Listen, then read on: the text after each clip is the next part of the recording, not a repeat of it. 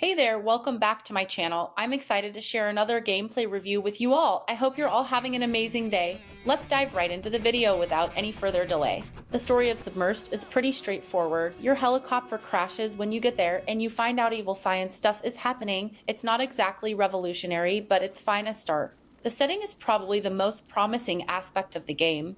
Being stuck underwater on its own is more than enough to give me the heebie-jeebies. Add in sharks, the most common phobia on Earth, and you have a recipe for pant-wetting terror.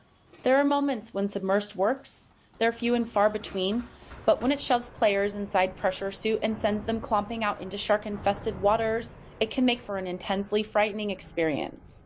Sadly, the rest is so utterly mediocre that it buries these few good moments under an avalanche of generic gameplay.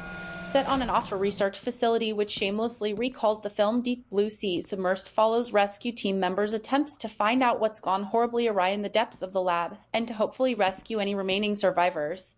This is accomplished through basic exploration-based gameplay. Players walk around the hallways, read notes, and find keys, occasionally speak with tiny number of characters, and easily dart past the rare shark. So long as the main character is inside the outpost, Submersed is strangely low-threat affair. There are a couple of environmental threats, flames bursting out of pipes, long swimming sections where an air meter must be minded. But by and large, players will have all the time in the world to explore the facility.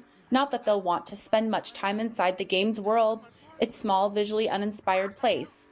Previous generation graphics aren't a problem if developers use them in knowing way to make an artistic point, but Submersed looks like title that's been sitting on shelf for more than a decade. The textures are flat and lifeless, there are no notable lighting effects to speak of, and the rare humans that appear human look like PlayStation or FMV models. A lack of polish extends to the level and quest design as well. There's nothing fresh or interesting here.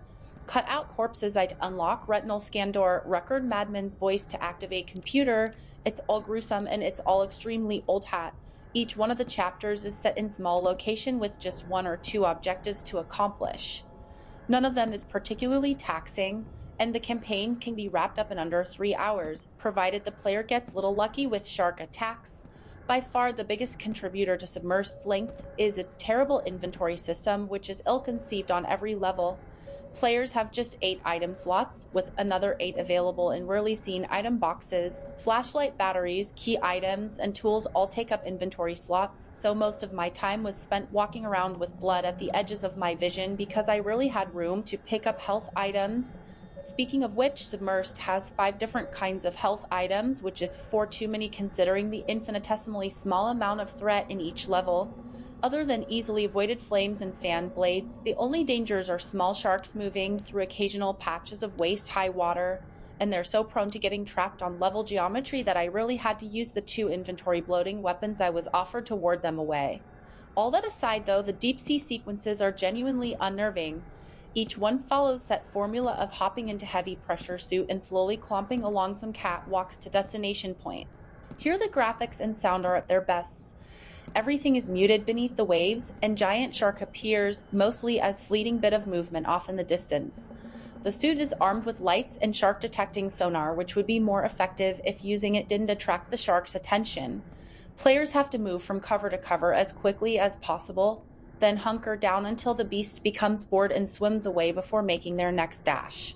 It's intense and captures the feeling of isolation and helplessness that the situation suggests. Unfortunately, it's just 10 minutes out of the entire game, and it's been done better by other titles. Submersed is a tragic mess of mistakes, and in addition to everything above, it's buggy. I had several crashes, textures sometimes disappear from walls if one gets too close, and I've fallen through solid floors.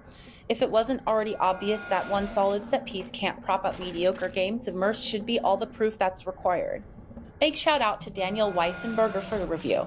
I hope you enjoyed this gameplay review. Like, share, comment, and subscribe so you don't miss out on any future gameplay reviews.